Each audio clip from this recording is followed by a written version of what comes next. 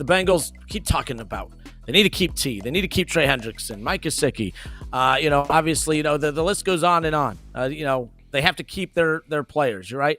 But for them to be good next year, yes, they need to keep the players that put them in a position to win last year, but they need to add so that they don't miss the playoffs for the third straight season. So rather than focus on the players that they need to keep, I think for them to go to that next level, they're going to have to make a lot of key new additions as well. Free agency coming up. Obviously, we're going to talk about the draft as that gets closer, but in regards to free agency, have you guys taken I know you have because you're about to take over from here, but like the names, you've taken a dive into this. What are some key names that make sense for the Bengals that obviously are A, going to make them better, but B, realistic options, not just going for the top free agents just to go for the top free agents? What are some of those realistic names that you think that the Bengals are realistically going to target this offseason?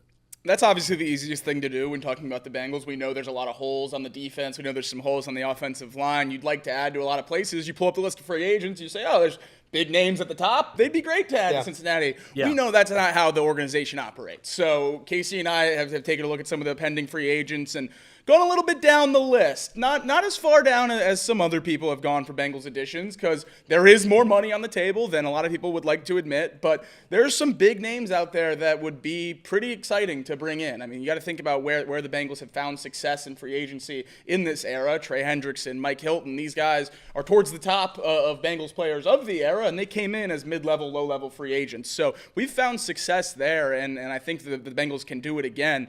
The first name that really jumps off to me, and it's a position I wish we didn't have to attack in free agency this year because I wish Sheldon Rankins would have worked out, but there's no way around it. The Bengals have to address interior defensive line in free agency or in the draft, and with Chris Jenkins and McKinley Jackson in the draft last year, I would like them to get a more veteran route, and the name I have circled is Osa Odighizuwa from the Cowboys. Number one, a very fun name to say, so would love to have Osa Odighizuwa on the Bengals, but he has a 78.5 pass rush grade via PFF, which is 11th out of the 220 D tackles this year. That would be just about where B.J. Hill is, but he's 3 years younger than B.J. Hill. So a lot of projection there. You could see him as a really, really good player for a long time in the middle of this defense. 7th in D-line sacks, or 7 D-line sacks, ranking him 12th, which would be second on the Bengals, which is obviously something they really need to add next to Trey Hendrickson. We've talked about adding a new edge potentially through the draft. I think somewhere where you could really make some strides this offseason is improving that interior with Chris Jenkins and McKinley Jackson. I think Osa Odighizuwa would be a really good value signing that the Bengals could bring in. He had a great year this year. Definitely got up there in terms of money versus where he was expected preseason, but second in total snaps for D linemen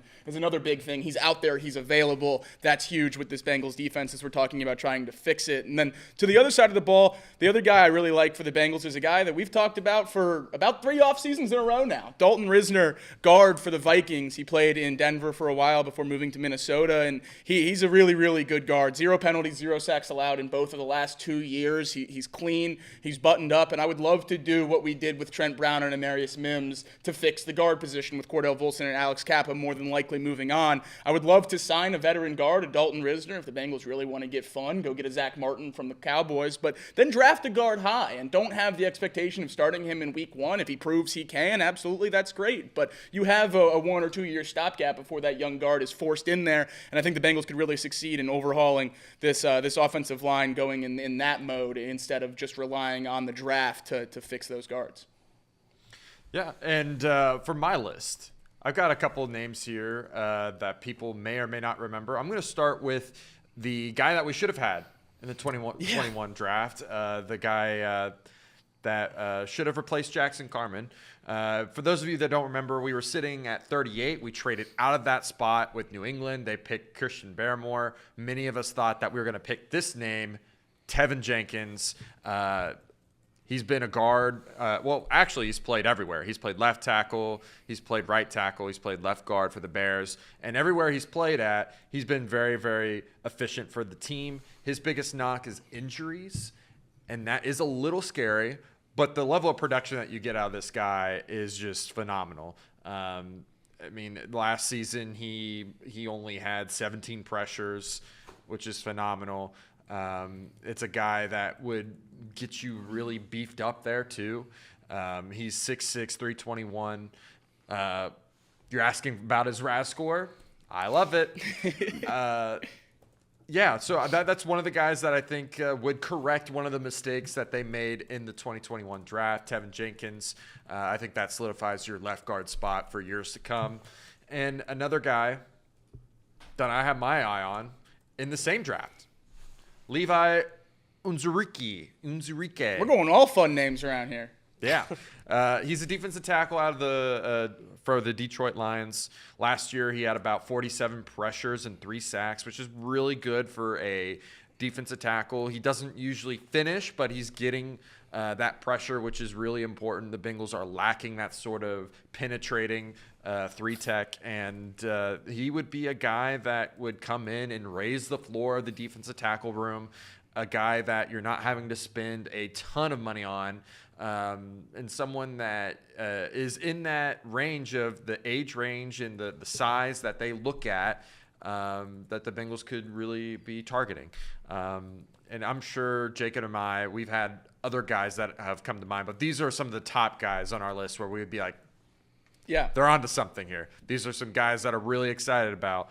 And we hope that you get excited with us with these guys, because they would be huge additions to the Bengals. Obviously, talking about moving on from Alex Kappa, maybe even Cordell Volson, a guy that's very interesting outside of Tevin Jenkins or Dalton Risner for guard is Pat McCary. He's been that 6th lineman in Baltimore for many years. He's played all 5 positions, center included. He's been there since 2019, 6 seasons in the AFC North. That's some invaluable experience in some unique football. I think he would be an interesting player to bring in as well, maybe a little cheaper since he's never been that every down starter, but I think he's another name to watch. I think guard's going to be at the top of the list for the Bengals in free agency. You don't want to tie yourself up being forced to take one first round. There's only one first round guard on most boards. You get into a few more in the second round, but once you get down into the middle rounds, team needs come into play, and they can swoop in and take guys that you think will be there, and they just end up not being on the board. So the Bengals can't go into the draft without Alex Kappa, without Cordell Volson, and not having starting guards on their roster. I love Cody Ford. I hope the Bengals bring him back. He should not be starting at guard next year. He's a great depth piece, should not be starting at guard. That's why I think that's probably the number one need going into free agency.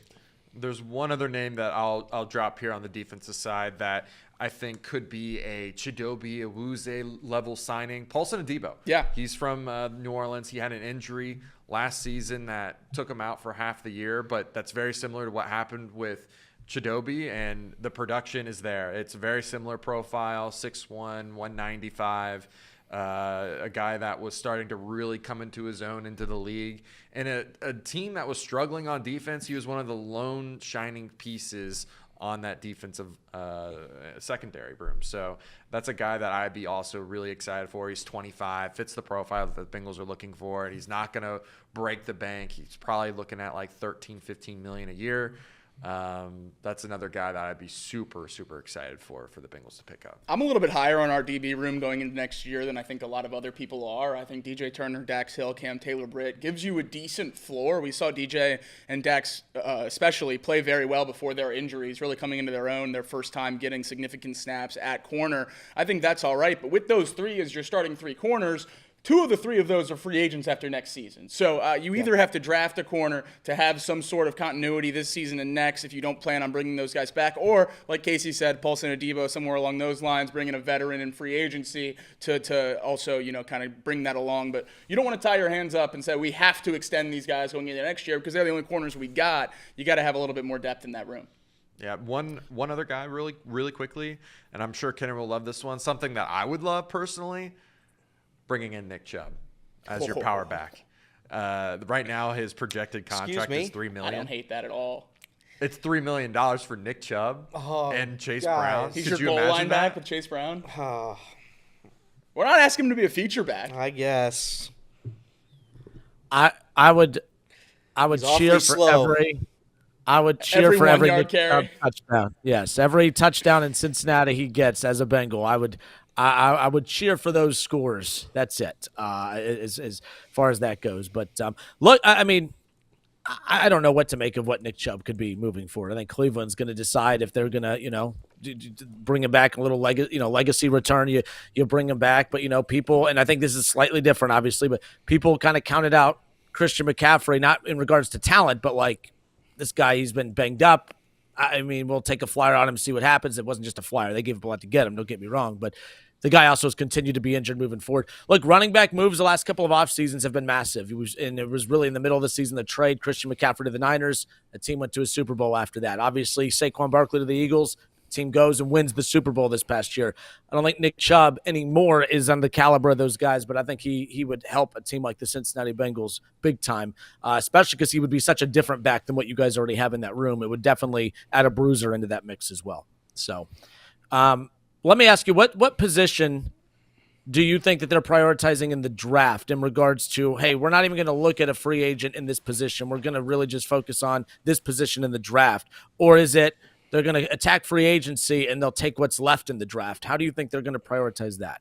I'm really hoping it's option 2. Good teams do option 2. You find out what's available in free agency, you fill as many holes as possible, and then you're not sitting there at 17 saying, we need an edge rusher, we're going to take edge 5. You take who the best player on the board is. Reed said it when he was hosting yesterday. You have to take the number 1 player. That's what we've seen work a lot now. We've seen the Eagles do it. We've seen the Lions do it. Instead of taking wide receiver 3 or 4, take guard 1. Instead of taking tackle 5, take tight end 1. Instead of taking, whatever marquee position it is that year, take the guy who's the best at what he does. And I think that's something I would really enjoy the Bengals to do this year, kind of change that model. There was a terrifying report last night that there's a potential that the Bengals have removed some edge rushers from their draft board because of size concerns. They don't meet their standard model for edge rusher size, and that would ruin my week. That would ruin my night. That would ruin my month. If the Bengals are operating with the size profile